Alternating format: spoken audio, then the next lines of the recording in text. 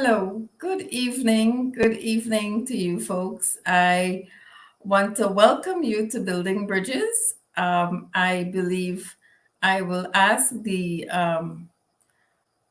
Mr. William Kosher has really set the tone. He has said, good evening from Toronto, Madam MP.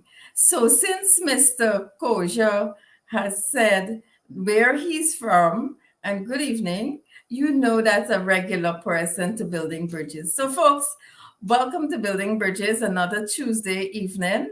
Um, Amabel Clement and Adams, St. Romain Adams, good evening. You have to tell me you have to do two things. You have to share the live stream. That's compulsory, folks.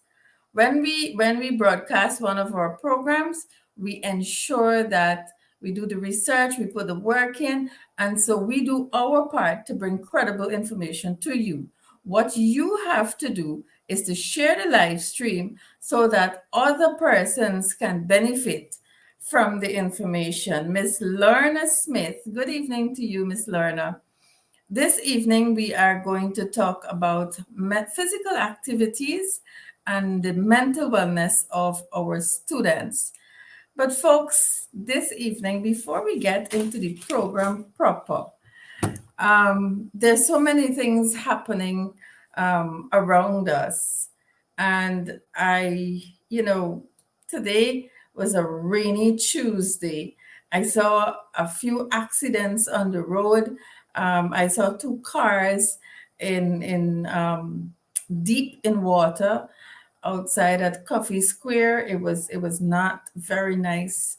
My children actually got home from school very late because of accidents on the road and the traffic built up over the afternoon period. So many things happen. Apparently, we're going to have a rainy Christmas. And so we have to be prepared for the rainy season. Pack your umbrella, get your long boots. Remember to stay safe as you go out. Waters are contaminated. Thank you for bringing up that particular scene was on outside of Coffee Square. I don't recall seeing any hole that is that deep until today. I was very surprised to see that. But, folks, this is what happened today. Look, the amount of water on land at Coffee Square in Georgetown. I am so, so sorry for those drivers who would have experienced that today. I believe we ought to do better with drainage and irrigation in Georgetown. But, folks, be careful. Um, have you seen anything from the Hydromet office? It might have slipped me, but I didn't see a warning about that. I noticed today I saw some advisory from CDC on inclement weather and so on. But prior to that, were we prepared for what is happening? Wendy Caesar, good night. You have to tell us where you are viewing us from, and you have to share the live stream. Muriel King, good evening. Maylene Bennett, good evening. Maylene is watching us from Region 2. Welcome, welcome, all of you. Gloria Gordon, welcome. And Amabel is watching us this Tuesday evening from New York. Amabel, you have to tell us what the weather is like in New York. I know this gentleman who joined me first, Mr. Kosher, is in Toronto, Canada.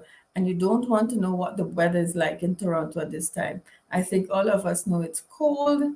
And we are going to have a lot of rain this evening. And so, folks, buckle up for some heavy rainfall. Take all precautions necessary. At this point in time, I was saying to somebody that in Georgetown, the people who live on the ground floor, they're the ones who usually suffer at this time because of heavy rainfall. There is flooding and they suffer great loss. Folks, so Muriel is watching us from St. Vincent and the Grenadines. I believe that's what it is. And Winston Henry is saying, good night, everyone, watching from East La Penitence. Good night, Winston. It's good to see you. Amabel says it's cold in New York. I can very well imagine, Amabel, but stay warm. Folks, it's been a cold Tuesday. It's been a cold weekend for me. Cold in the sense that some horrible things happen over the weekend. And I want to share one such incident with all of you before we start the program. I'm very sad to have to share with you this photograph. This is a 22-year-old teacher. Her name is Kelly Charlotte from, I think she's from 1 Mile Wisma in Linden. I think most of you would have known by now that Kelly was murdered by her, allegedly by her abusive child's father. And folks, that happened, I think it was just 2 days ago on the 20th. She was in an abusive relationship. She left, which is always the best thing to do, to leave a relationship when it becomes abusive. Leave it. It is always best for you and children that are involved. She left him and she went to live with her sister in Wisma. He came and he collected his child on Sunday morning, and he came back on Sunday evening to drop off the child. And when he was at the front door, Kelly went to pick up her child from him. And all her sister reported hearing Kelly screaming for her. By that time she got to the door, from the kitchen to the door, he had already stabbed Kelly. It is reported that Kelly has more than 22 stab wounds. Of course, she died before she was pronounced dead at the hospital when her sister took her to the hospital. She was pronounced dead. Kelly is a teacher at Christianburg Primary School. Folks, this is very, very sad. Kelly is only 22 years old, and her abuser is 28 years old. And we can never understand. As for me, I will never be able to understand why a relationship that cannot work should end this way. It is never okay. It will never be okay for men to believe that killing their partner is the end of their problem. Folks, let me say to you that Kelly leaves to mourn her family and a child. I want to send my condolences to Kelly's family and the family at Christianburg Primary School. You know, as I reflected on this afternoon, I'm saying to myself, her child witnessed his father killing his mother. What is going to happen to that child? Because we understand that in Guyana, psychosocial support is never forthcoming. You have to search for it. Many times you have to pay for it. And that is a missing element of social support in our country, countrywide. It's not just in Region 10. Kelly leaves to mourn her son and her relatives and all the little babies that she taught. All the babies that she taught at Christianburg Primary. Could you imagine another teacher going to the class to say that Miss Kelly is not coming to school today? Miss Kelly is dead. And then they will find out that Miss Kelly's child father murdered her. It is traumatic. It is traumatic for those children. And that's the society we live in today. I am not sure how this has become normal in our society. Domestic violence is now a pandemic in Guyana. And like I said a few days ago, I think I posted on Monday morning, I personally would have paid a visit to at least one school, and that is Pine Street, Pine Street Nursery. Yes, it is. And you know why they summoned me? Why they asked me to go there? Because they wanted to have a sensitization on domestic violence. And the head teacher, I'm so grateful to her for recognizing that her parents, her teachers, they need that extra education. And I had some, frank discussions with those parents and teachers. And they told me, and we're seeing in this particular, after 2 weeks, I am seeing what the teacher said to me, that the police doesn't respond. I was making an excuse for the police because we invited a female police to come along, because you have to tell people what the system is. When you ask them to report domestic violence, you have to tell them what the system is so that they can understand how to access the service. And they said to me, Mr. Police, don't do nothing. Today we are told that Kelly would have engaged the police. Kelly would have engaged the police. The police in Linden knows that Kelly was in an abusive relationship, and they know who the perpetrator is, who the abuser is. And you know what? He's on the run, I was told. He has not been arrested as yet, as we speak. Now, my question is, if the police had taken action, do you think that Kelly would have been alive today? That's a question for all of us. That's a question for all of us to understand. Ask yourself, if the police in Linden would have taken that report that Kelly made seriously, would she have been alive today? This is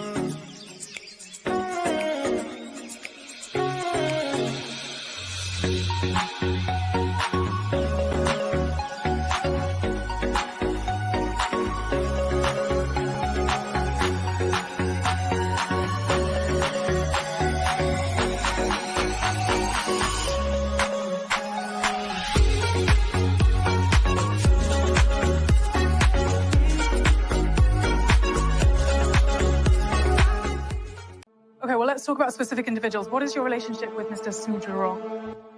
So, so my relationship? Guiltiness rest on their conscience. Oh yeah. Oh yeah.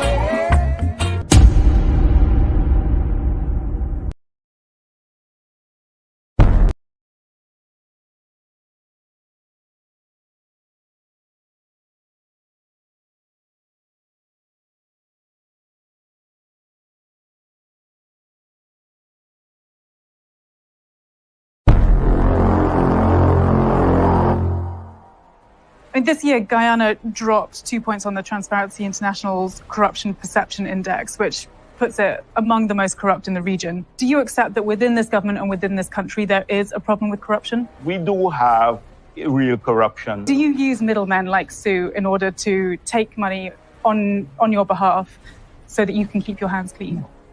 So I can't comment on that.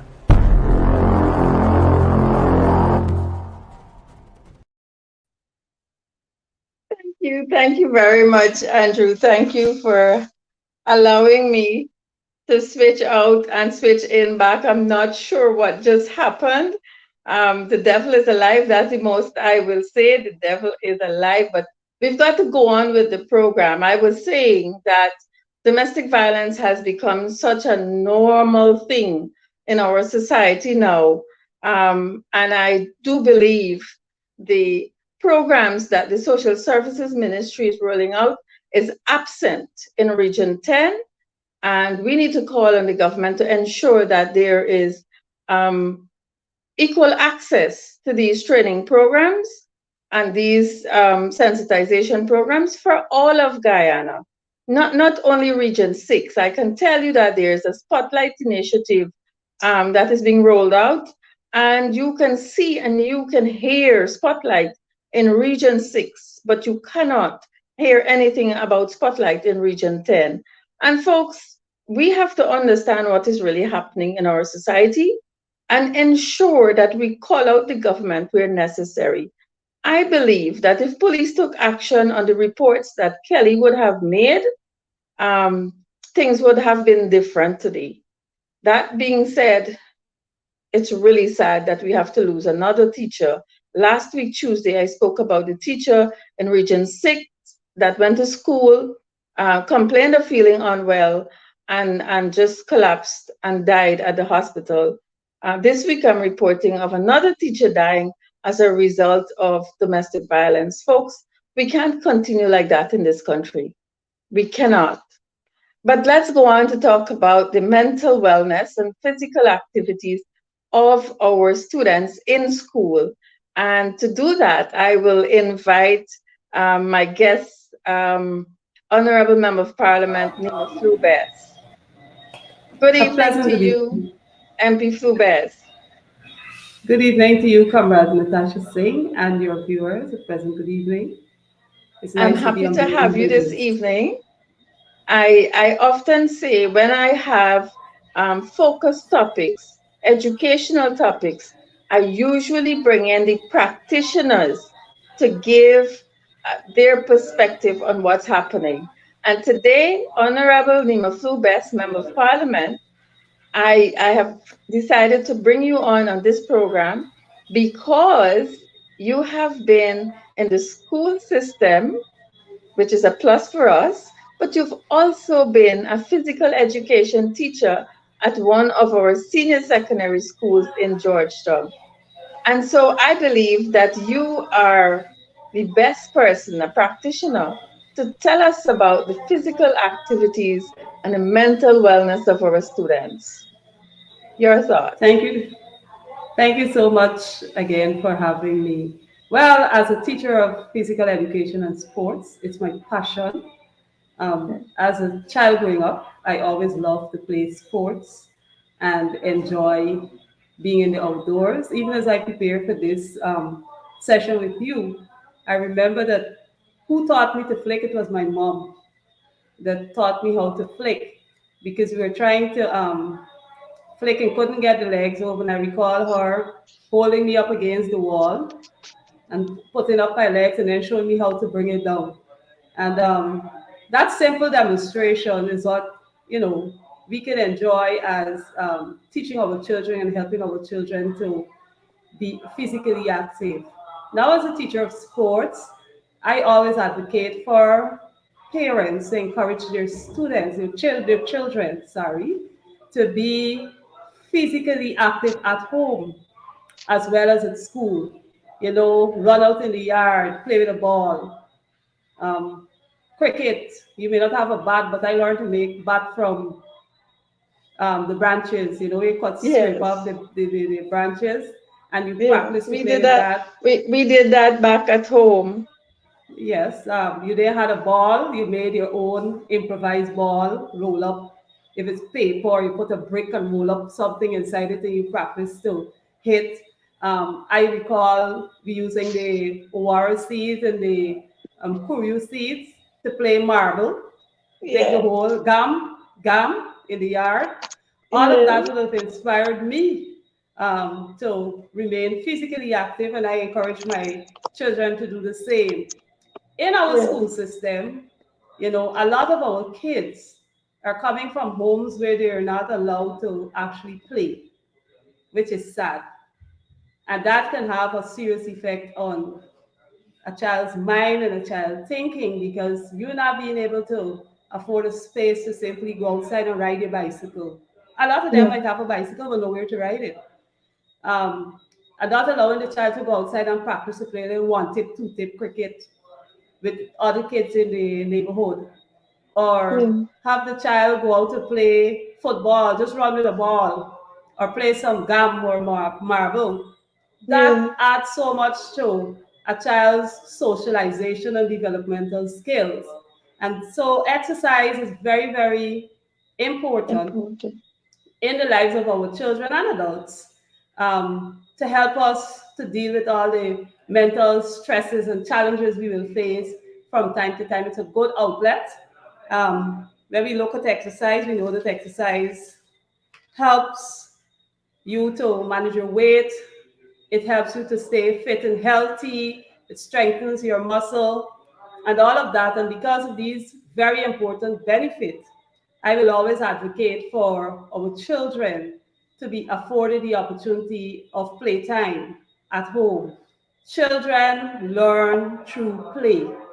And those parents who feel that the children shouldn't play, you must give them an opportunity to play outdoors and do physical activity.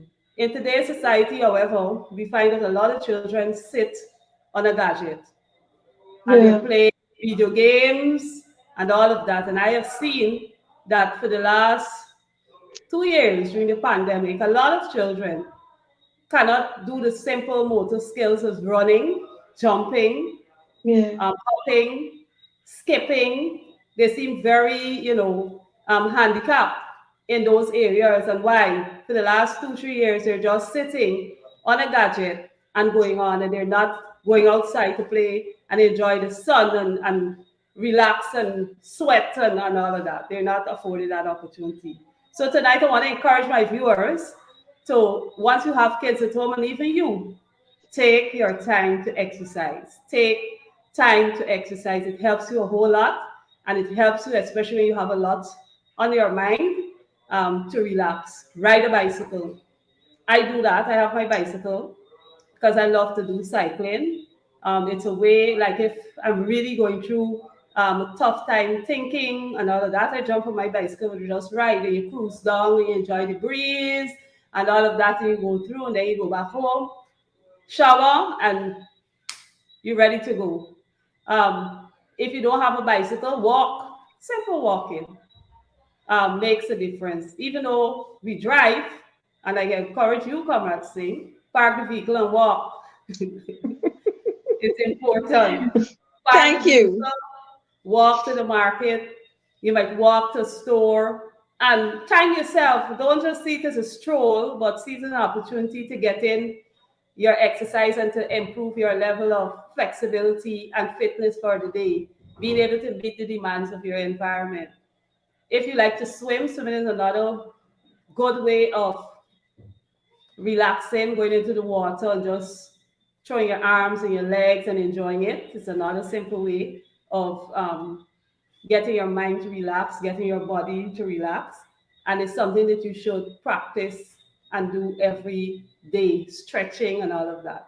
So all of these things help the child in school. I'm always delighted as a teacher of sports. When my class time come, you ask the children at my school how excited they are to come out and play just for that moment. And it is something I think the school system should have every class. Yeah. Be allowed some time of exercise during the week. Every class, from starting from the nursery school, of course, nursery school at playtime, the primary school children, every class must have outdoor time and not the teacher just say, okay, now we have PE, stand, hands up, stretch, okay, and sit down back. That's not good enough. Give them 45 minutes to go outside, run on the field, provide them with balls, provide them with bats, provide them with rackets. We used to play, you remember playing circle tennis, rounders? We used to call it rounders, yes. Right, you jump up and lash, you run around the circle, and now you complete the trip, you're breathless. Allow the children these opportunities to play. But in doing so, you have to provide the necessary equipment so that the child can actually enjoy and be a part of the program. So I personally believe that every class, starting from the nursery to the secondary level, that the students should be afforded some time to do physical education or sports or games where they can go out and play games sometime during the week, because for many of them, that might be the only opportunity they have to be outdoors because of how they're growing up and where they're growing up. Absolutely. When we look at these schemes that they're developing, I often look for the recreational space that is Yes. provided. Yeah. What you notice, one, these areas that they select for recreational space, most time it is not located in the center or close enough to where the houses are. They put it some far distance away to some corner. And so what you would find, only the persons who live very close to the facility, or only a person really interested in doing physical activity will take that opportunity to use the Yeah. space. So a lot of the space right now is currently a lot of bush.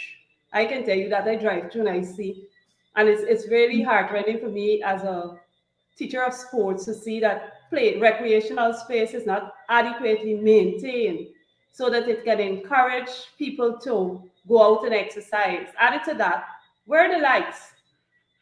I'm quite Yeah. sure persons can't, some people can't do it during the day, but if they have a safe space, a And you well have kept lights. space with lights, and you feel secure, persons will go out to do their exercise, and this definitely will add a plus to persons' mental health, how they think and how they operate. It's very, very important. That's one of my secrets. I like to get up and walk. I Yeah. like to get up and ride. It helps a lot I to can help me tell relax. you that I've spoken, well, every day, people stop you and talk to you, but I've had focused discussion with a few parents who are also educators, and they are drawing the conclusion that since COVID hit us, the children had to adapt to a new lifestyle altogether. And so we were always struggling with the gadgets and that social media time, um, and what the children should be meaningfully involved in. During COVID, people had to be at home, and so you encourage them to exercise because it's one of the way to keep your health in check and take your vitamins and so on. We are almost moving out. As much as I noticed that the Minister of Health has issued a warning that there is a new wave of COVID. They have been monitoring the cases coming in and so on, but we see that there's a rise in cases, reported cases, and so on. And we want to be careful about that. Now, the point I want to make is that it's been 2 years, August 2020 to now. We have had, I think it's 3 budgets so far. We have had several supplementary paper, and those are facts. I was present at last Friday's presentation at the mental wellness conference, where a welfare officer in the Ministry of Education said, in response to a question after her presentation, that the children have access to play fields and so on in the school setting. Now, I want to bring in my comrade Randolph Critchlow, if he is backstage. I want to bring him in because you would have identified for us just now that the physical space and the safe space is important for us to participate in physical activities. And this goes hand in hand with our community activities and activities specifically for our students in school. MP Flue-Bess, I know that you are aware that when we were in government, um, our Region 4 Councillor, Mr. Randolph Critchlow, welcome, sir, a Thank you very teacher much. by profession, has an interest in all of this. He was instrumental in the rolling out of the ground enhancement program implemented by the APNU AFC. And so while you speak of the physical space as a necessity to accommodate these children, and I hear the Ministry of Education official saying that these spaces are available, I could not, as a professional, as a public person, I could not, it would not have been appropriate for me to tell her that that is inaccurate information, because only a few schools, and if I dare say, St. Joseph is leading by miles with and I suspect it's because it's a board school, by having its ground taken care of so that the students and the teachers can utilize it. But MP Flue-Bess, that is not the situation in many of our primary schools. And I remember asking this question today. I know we're focusing on physical activities for our secondary school students because the focus is on, they have a lot of body changes and their mental wellness is threatened. But we also know, based on what you have said this evening, that it is important for the early childhood education practitioners and students at nursery, and then the primary school children, to also have access to safe space, to practice, to be engaged in physical activities. Randy, I think MP Flue-Bess would have made the case for you to come in and tell us about these grounds that are available. And she has boldly said that most of them are covered with bush at this point in time. Yeah. Yeah, it's true. Yeah.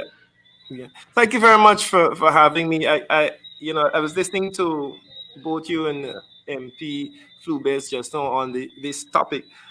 And I heard you say that the person, I don't know who was the person who was facilitating or who gave that comment about children having access to these grounds.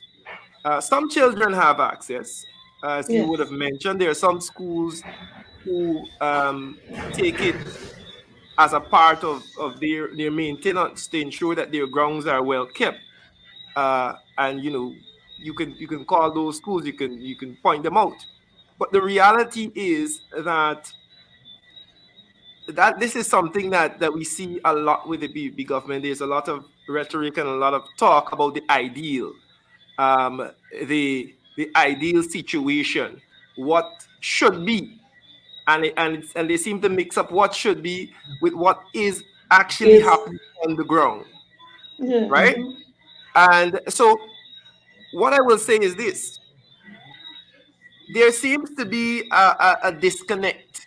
There seems to be a disconnect between the Ministry of Education, the Ministry of Culture, Youth, and Sport, and the Ministry of Local Government and Regional Development. Because between those three ministries, you have the capacity and the mandate also to take care of these grounds. Now, Yes. as you said, I like Nima, I was in the system and I integrally involved in sports. I'm integrally involved in nationals and organizing sports in school.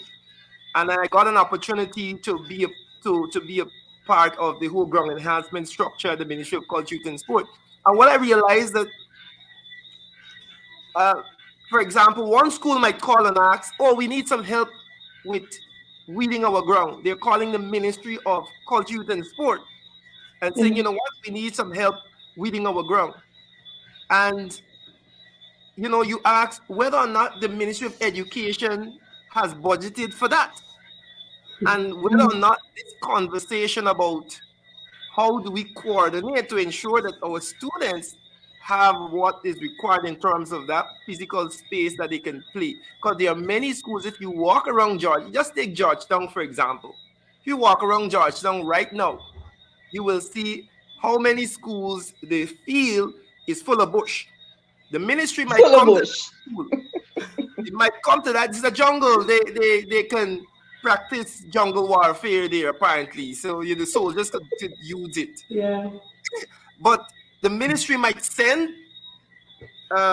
weeder men, or there's a designated or weeding crew that will weed the school and leave the ground as is. I don't know if they think it's too much. In a number of those schools in for example, Region 4, because I'm also the Education Committee in Region Number 4, the RDC. And the complaints coming from the schools is that, look, things like garbage collection and weeding of school, the schools are appealing to the region RDCs and the NDCs in those areas to assist them. So this is why I started by saying there needs to be some sort of memorandum Collaboration. of understanding or some terms of reference, some agreement between these three ministries, so that because they have these three ministries and what is left out, nobody seems to want to touch ground enhancement or ensuring that school grounds are well kept. And as MP Flue-Bess would tell you, as a PE teacher, you can't take the children out in the car, where you do assembly. If you really want to do physical, do PE, you need a space. And that space is important not only for the physical activity and PE, but if we are serious about sports in the country, if we are serious about enhancing and developing our young people, their sporting capacity, then we have to start with that. Where are we going to play the cricket? Where are we going to play the football? Where are we going to play the rounders in the circle, tennis and whatever? You have to have that space. So the issue of schools not having proper space to physical activity is a non-starter. It's like that's such an untenable situation. So I don't know. I mean, MP, I know you were there in Parliament. Maybe those questions can be asked of those subject ministers. How is it that they are coordinating to ensure that the students have that space to play? Because right now, that is a sore point. I would like to come in there if I could. Um, Sure, sure. Go they're ahead. not they're not interested in ensuring our children have a safe space to play. I always recall the first presentation made by our now Minister of Youth, Sports and Culture when he talked about all this big academy. And I asked him after the presentation, where does the school fit into all of this? Mhm. Because if you're planning to have this big sports academy, where are you going to get the persons for this academy? They have to come from the school Yes. system. And therefore, you have to invest to ensure that the children can actually be nurtured and groomed into that aspect of career path once you provide the facility. I was only recently at Sophia Primary School. I tell you, I went into that compound and I stood and I watched it. Oh, the size of that ground. Sophia Primary got a real good place space that could benefit not only the children in school but the community. But what it needs to be developed. It needs to be well laid out where the children can have the little cricket, football. You can lay it out. All can be laid out there. I don't know if they want some proper advice. They should contact me. The Minister of Youth, Sports and Culture and Education can contact me and let me give them some proper guidance in how to actually develop the play space for the children at all the levels so that they can actually come out to be successful. Something that bleeds my heart. Sophia Primary School compound can really be a state-of-the-art compound for sports. One, it is properly kept and maintained and developed in the right way. And all the other grounds that we have, you know how many schools got bush? Randy talk about bush, they got snake all coming out. Yeah. Because Yeah. the policy that Ministry of Education is using is that the schools are going to get 3 times reading. And they tell you that that's what is budgeted for. Now, we're living in Guyana. GDF ground is located in Guyana. Evaluary ground is located in Guyana, and it is maintained and kept. What they need to do is find out what those people are doing to keep the ground in the condition they're keeping it, and do the same for the schools. And that will save all the bush that is growing so rapidly in the school compound and allow the children to have a safe space to play. Yeah. MP, Randy, MP, I want to draw a distinction here between the grounds that are available for schools, yes. that is under the purview of the head teacher to manage and control. Mm-hmm. And then there are grounds that are managed and controlled in our communities by the NDCs. So when we manage the ground enhancement program, we would have looked at some of the schools, all of the schools, primary, secondary, nursery, that are in a catchment, and we use the NDC as the body that will take responsibility. Now, it is like that for the Ministry of Education because we understand that we don't want adults to be involved in activities when our students are involved in physical activities. So we had a few ideal collaboration, and I remember one. Let me share this example with you, and then I'll come to MP Flue-Bess to share her example. In Sisters Village on the east bank of Berbice, there is the Sisters Nursery primary school, and there is an adjoining gate that creates an entrance from the primary school into the community ground. And I remember that we placed adequate resources to ensure that that ground was enhanced and suitable for the community to use, but also the primary school could have used that. So there was a win-win for the community and the school within the community. Now, MP Flue-Bess, I know that the Small C. Charles was in Mocha Arcadia, and he was inquiring about grounds to be done because apparently they made a promise to the people to fix the ground. Can you tell us a little bit? It has been a long time since, I think it was the president who said that his government will fix the facility. Can you tell us what has happened since? Well, what has happened since? One, you had the royal visits again. And now, I think it was early this week, last week, I saw machines there digging up the mud from the ground, which raised some alarm for me. And I was told that they're actually going to put the sand underneath and then put the mud over. But the thing with that, imagine you're going to a community, you're doing the ground enhancement work, and not consulting with the people who usually maintain or would have worked on that ground. We got groundsmen in the village that could give good advice to ensure that we get the ground that we want. But we will wait to see what will be the outcome. There's also a FIFA-sized football field in the Mocha Arcade, the community that started under the coalition government. That's the ground that Ali said he wasn't interested in. But if that ground is completed, that will be exceptional for our footballers in the village because, like I said, it's a standard FIFA-sized football field and it was constructed with that vision in mind. I was on the council when that project was proposed and started, because our village is known to be the football village. You could call them Little Yes. Brazil. We have a lot Yes. of footballers there, Mhm. and that particular ground is important to have it completed so that our footballers can have their space. And the smaller ground, the school will continue to use it. You have the basketball court, and that also will be used for the cricketers. So you have the space, but it's just to have the resources to have it completed. And again, they have not engaged the right minds to have the work Yeah. done. Yeah. It's always a situation of a photo op, MP Flue-Bess, and the photo op is recorded as work done or That's progress. services rendered to the people of Guyana. Yes, Yeah. Randy. Yeah, I wanted to go back on something you said there, that distinction that you made between school grounds and community grounds and the work that we were doing in ground enhancement. Um, when we inherited the ground enhancement, it was just for community grounds, Yeah. right? We said that here what there is a gray area there.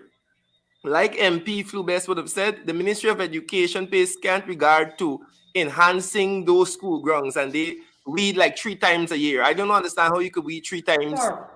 3 times per term. Sorry, when the grass is growing, so rapidly. Now, so we decided at the ground enhancement at Culture and Sport that we will intervene and assist the Ministry of Education in that regard, in that we are going to make a list of school grounds that are going to receive a certain amount of money out of this ground enhancement fund. We're going to have a list of community grounds that we are going to also be assisting. And in some cases, like you would have mentioned, MP Natasha, the school ground double as the community ground. And in that case, you work together with the community and the school to ensure that everybody benefits. The problem with that is that in a number of cases, you don't have groups. Where you don't have strong NDCs, for example, in Georgetown, there is the constituencies, but they're not organized like NDCs that can take control over these grounds. And if you now have these community development groups, what you have is that money being poured into grounds and nobody taking ownership. The school doesn't have the capacity because they're not given that budgetary allocation from the ministry to take care of it, and the communities don't have the structure to take care of it. So what I'm saying is this: there must be a conscious attempt by both ministries to ensure that those grounds are not left unattended, whether it's increased budgetary allocation from the Ministry of Education or the assistance from the ministries of culture and sport or local government. In those cases where they are controlled by the NDCs. What I will say is this: I have not seen any attempt by, as you call him, small c, to tell us anything about how they will continue what we started, and use the funds from the ground enhancement to offset and to subsidize what the Ministry of Education is doing in terms of ground enhancement, because obviously the Ministry of Education is unwilling to spend more money on enhancing those grounds. There is a ground enhancement fund, but we have not seen anything from Charles Ramsden in terms of helping those school grounds to get to a place where it can be usable, right? I remember we would have spent $8 million on upgrading the Tocqueville secondary ground. Again, this is one of the grounds that would have suffered from the fate of limited funds being given to them from the Ministry of Education for upkeep of that ground. And so you have a ground that lots of money was spent on. And when we were in power, we were continually assisting that particular ground. The Ministry of Culture, Youth and Sport used to send their lawnmower there, right? These were efforts that we ensured happen because we put money into that ground, and we were assisting the Ministry of Education in ensuring that those grounds that we enhanced, they were they were kept in usable order. Now we have seen an abandonment of that. What we see now is the minister going around, as you said, photo up in this community, photo up in that community, talking about grounds that he will enhance, and there is no sort of structure and plan of how you're going, because there are a whole lot of school grounds that need assistance. And again, I will stress, there must be some sort of communication between those two ministries to remedy this problem. Randy, I know we're discussing physical activities and its impact on the mental wellness of our students. Right. But there are a few other things that we here in Guyana can do as a parent, as a teacher. What would be some, maybe one or two, because I notice we're running up on program time already. I don't know where the time usually go when we have these fantastic conversations, you know?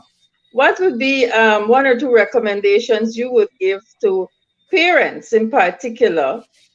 Because the curriculum is of such that instructional period takes a lot of the entire day.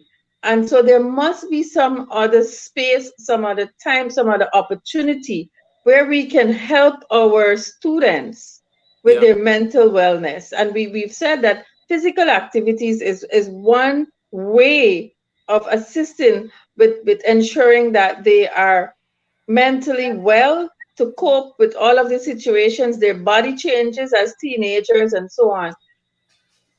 What would be your recommendation? I will say this, that, and I will, of course, pass the baton to MP Flue-Bess, who is the PE teacher in all this. I was seen as the sports teacher. I wasn't the PE teacher. I was the person who used to organize sports at the school. But I will say this, on a structural level, there needs to be more focus and more budgetary allocation to enhancing sports and physical activity in the school. As you said, the instructional periods and the other subjects take up time.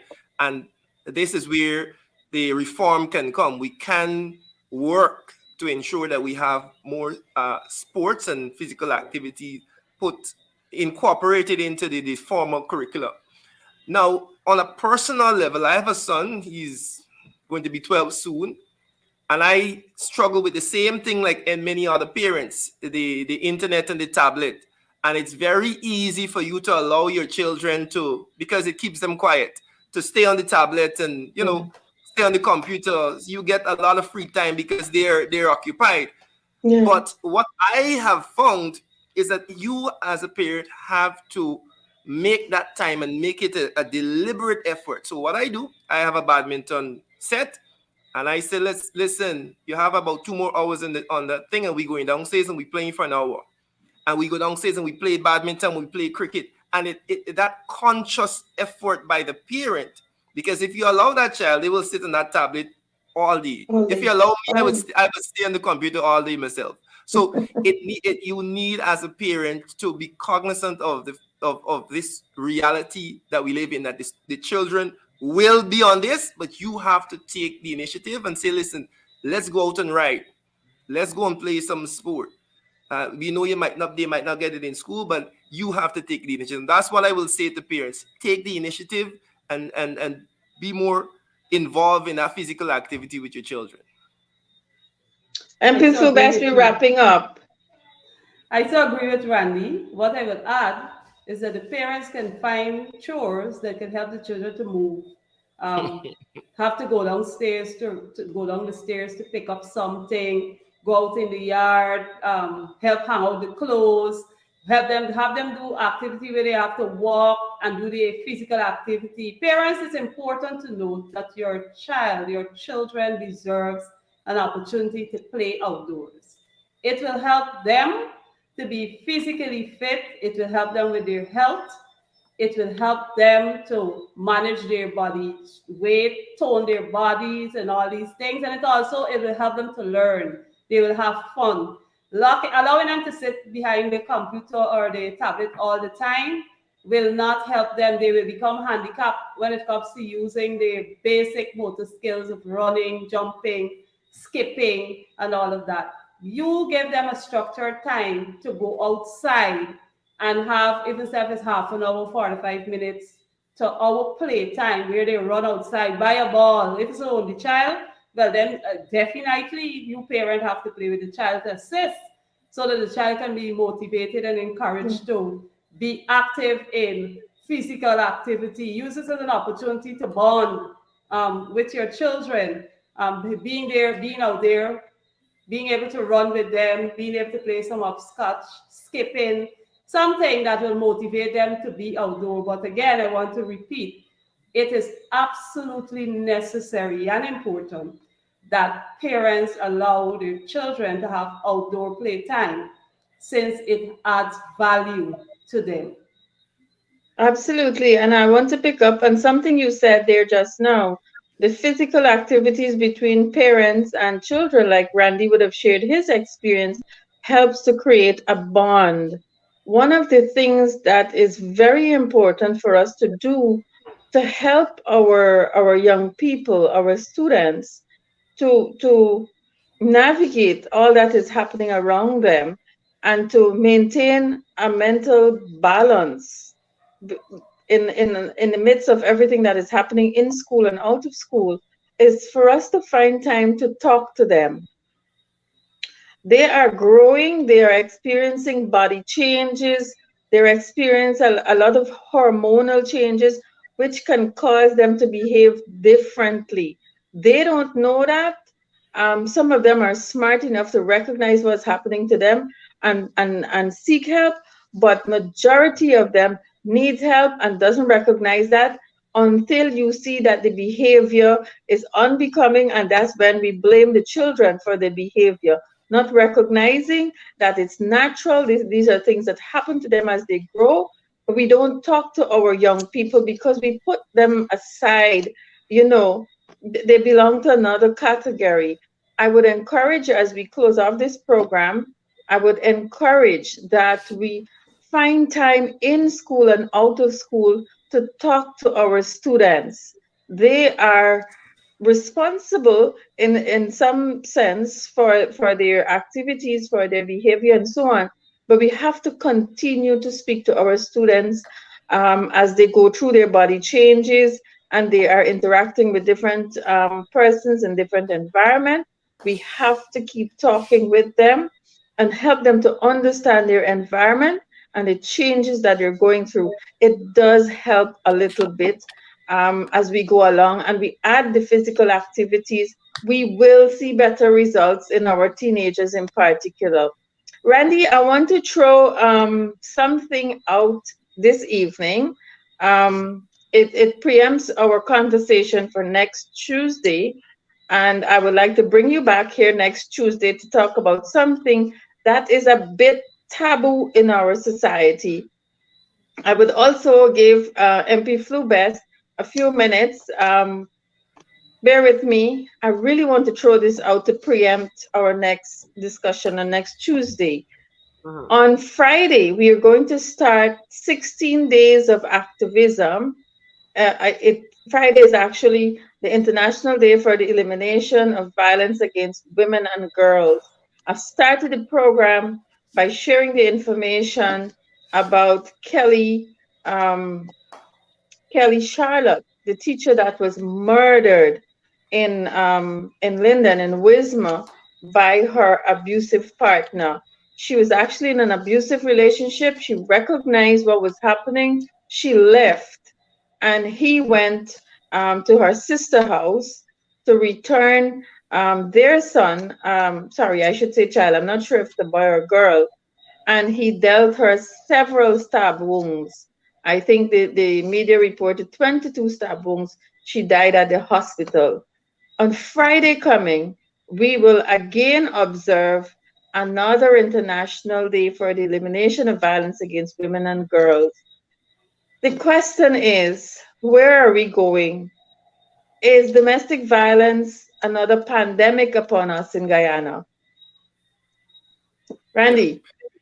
And I know we're wrapping up, but I want to say that too often we see these headlines, and you know, it is so ironic that this comes a few days before we will be observing the International Day for the Eradication of Violence Against Women, because these conversations must be had. And I know that the opposition, the combined opposition, along with the female and male MPs, will be doing something in the next few days, and will be a part of those 16 days of activism.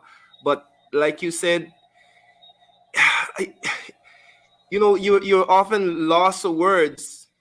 You often lost words. Remember the case in Linden where the young man murdered the girl and buried her right in the yard.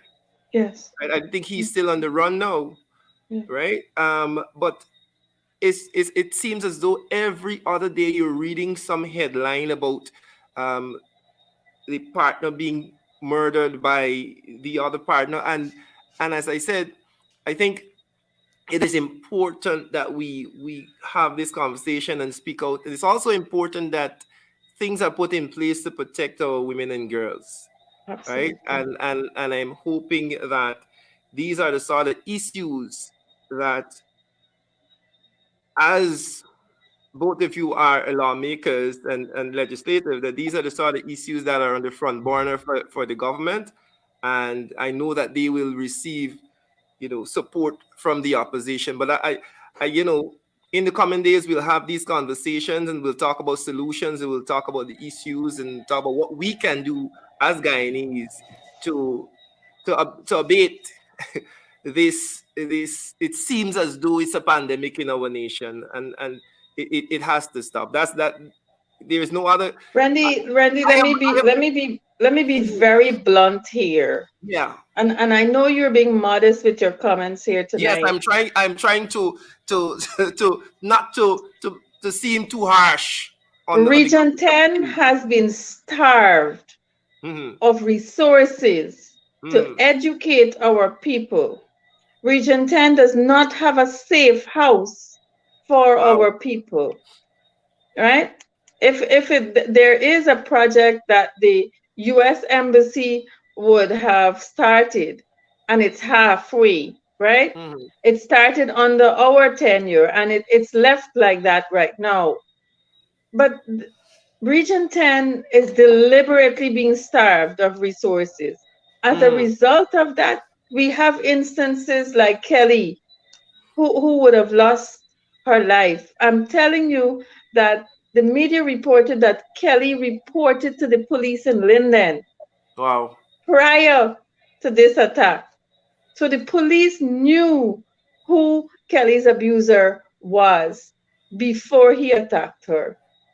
The system is failing our people, and it is the government who is responsible for the system in our society. MP Flue-Bess. My thoughts on this matter is very sad. I must extend condolences to the family of the teacher and the students that she would have worked with. You know, when you see these kinds of things surface in our society, one should recognize that we have a lot of failed systems that are not providing the necessary assistance for individuals. I'm a big person on family, so I always promote and encourage persons who may find themselves in such a situation. You try not to be away from your family. Try to always be in contact with your family, talking with them. On the national front, we hope to see proper policies and programs that can help with this particular issue that we continue to face in society. I hope the Karate Association can offer some free self-defense class during this time to assist women in self-defense practice also. And also, the police can actually do some sessions with women to identify certain behaviors, as long as also the social workers. That might also help to motivate and encourage people to look at these things. These are just some thoughts, random thoughts I have on that issue. So Well, thank thank you you so to much. both of you. You would have done excellent on impromptu questions, I should say. You've done wonderful, both of you. Thank you very much for being on Building Bridges this evening. Randy, I do believe that the men folk in our society needs to come out and call this out as it is. It is not okay for our men to resort to violence to end Yeah. their conflict or to bring about ease to whatever their problem is. And I do believe that in the coming days we will see some of our male partners in Yes. politics come out. You know, the PPP has a long list of what they call Abusers. them, Abusers. men on a mission. That is another farce like the one Guyana, because unless we have real men who respect women to implement programs, it is not going to be effective. You know, and Men on a Mission is a t-shirt. I can tell you that. That's what you get when you go to the activity. A Yep. t-shirt that is branded and the PR is very big, but the substance of the program, listen to me, if you don't go out into the communities and meet the men on the street corner or wherever they congregate and have conversations and show them how they can resolve some of their issues, because men deal with things differently than women. If you don't have those conversations, then you're not doing anything.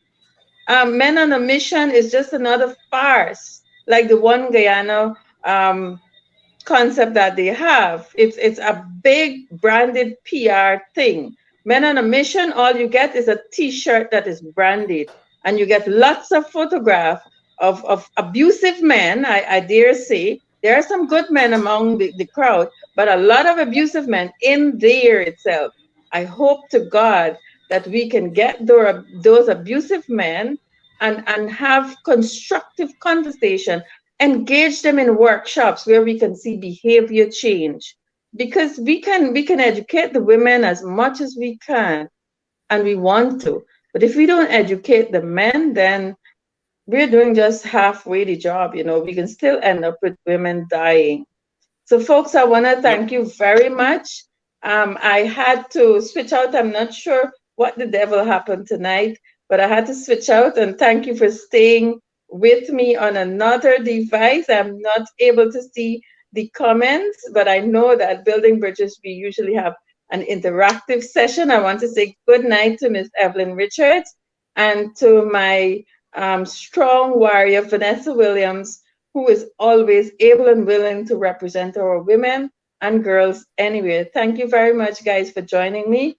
I look forward to seeing you next Tuesday, where we will be spending an hour or more talking about domestic violence, elimination of violence against women and girls, what we can do. Particularly, join me next Tuesday. Let me tell you what we would have done as a coalition government to ensure that we work towards eliminating violence against women and girls. Folks, have a good Tuesday evening. Join Sherrod in the ring in another few minutes. As Sherrod would say, get your cokes and get your popcorn, take a bathroom break, and join us in the ring. Have a good Tuesday evening. Thank you, Randy and Nima.